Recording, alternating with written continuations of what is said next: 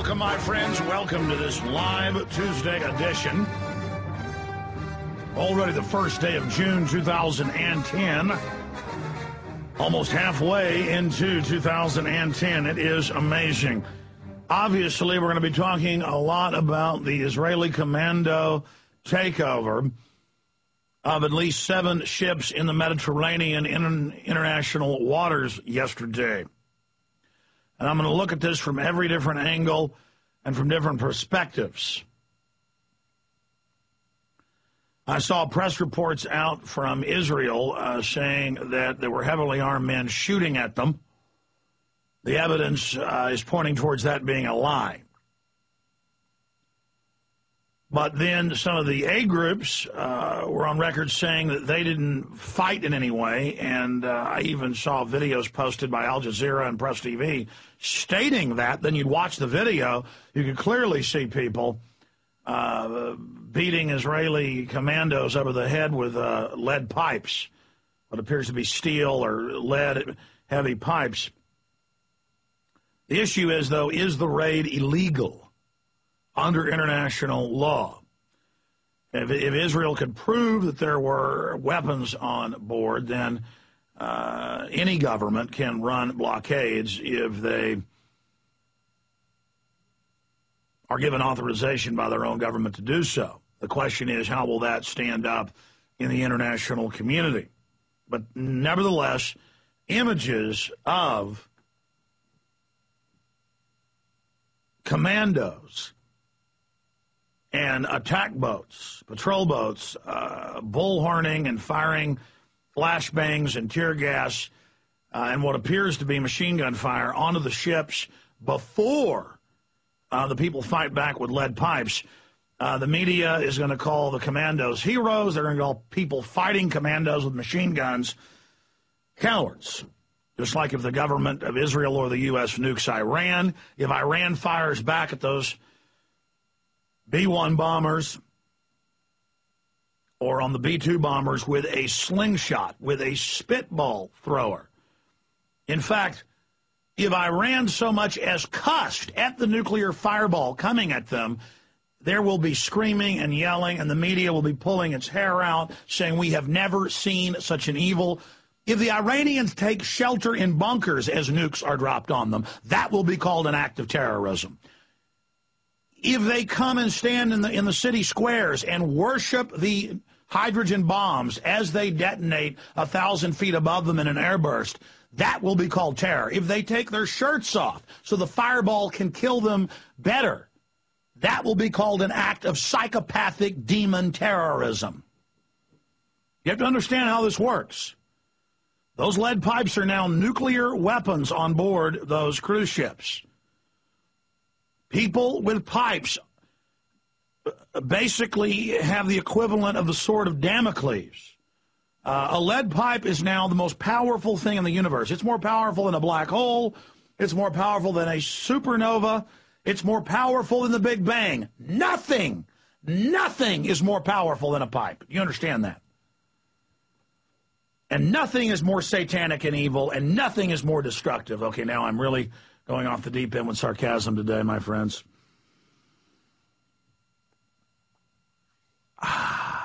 You know, I really don't want World War III to start. Have you noticed all of a sudden the north and south of the Korean Peninsula are on the verge of war, nuclear war? Have you noticed all of a sudden Israel's got nuclear subs off the coast threatening to nuke Iran? Have you noticed all of a sudden the banks are collapsing all around us and there's all sorts of bizarre financial implosions happening? Have you noticed just everything's happening at once? Wonder why that is, because there's a quickening taking place. And I don't want anybody to die, not Americans, not people in Israel, not Iranians, not Gazans. You know, how do you get off this ride? We'll be right back.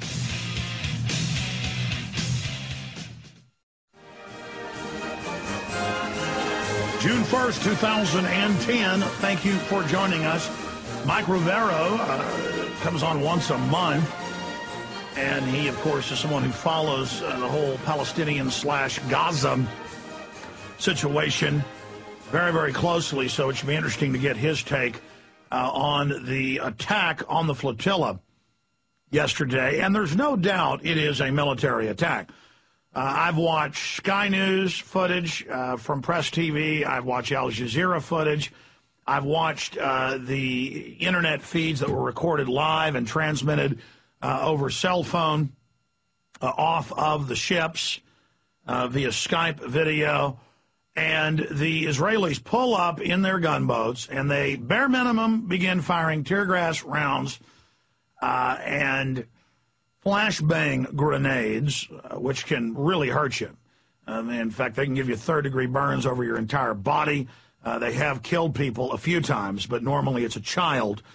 Here in the U.S., they're used on almost every SWAT team entry, and they've been thrown into cribs and into children's beds and blown their faces off, caught them on fire. You've of course, seen that on the news. The point is, that's a bare minimum. Now, the Arab news and the pro-Palestine news, they have clearly been doing some spinning as well. So have the Israelis. They say they were fired on with machine gun fire immediately, before the ships even boarded. I find that hard to believe, but Israel is bold. Israel is wild. In fact, I've seen quotes out of the Knesset about we have to act like wild dogs, mad dogs, to scare the Arab nations. So when you hear Ahmadinejad quoting them as mad dogs, that's a quote out of the Knesset about we're cornered. They're all against us, so we've got to intimidate them by acting like mad dogs, or rabid dogs is another quote. So that might be the case, but because I happen to have done a little research about naval blockades and boarding parties, the way the Israelis do it, the way the British does it, the way the U.S. does it, it's all basically exactly the same. And that's what happened here.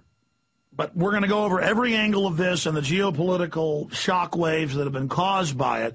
But then more importantly, we're going to discuss what this is distracting us from, what this is diverting us from. What else is going on in the world right now that the threat of nuclear conflagration on the Korean peninsula is distracting us from, the threat of nuclear conflagration between Israel and Iran that could happen at any time, all of these financial implosions that are taking place as well.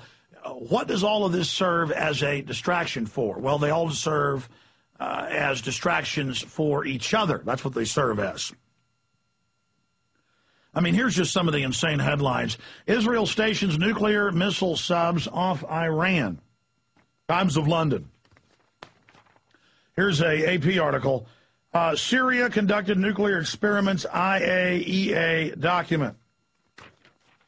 Israeli subs with nukes in the Gulf. Jerusalem Post. Turkish sources, Israeli advanced target assassination list found on flotilla. Who knows if that's true? I mean, that's just some of the type of crazy information going on. I mean, here's another one out of the Associated Press. Activists send a new boat to challenge Gaza blockade. So this is accelerating. And blockades have started a lot of wars in the past. That's why a month ago, Congressman Ron Paul said on the floor of the House of Representatives that a blockade of Iran for food, medicine, and gasoline, because they can only refine about half the oil they need, half the fuel they need from oil. That's why they want nuclear reactors that aren't weapons related, and that's on record. That's an act of war. I mean, it is an act of war. It's an act of war to have a blockade around Gaza. Can you imagine those hundreds of thousands of people? In fact, guys, pull me the population of Gaza. I believe it's right at 1 million, but I want to make sure my memory serves. Pull me the population of Gaza, please. Thank you.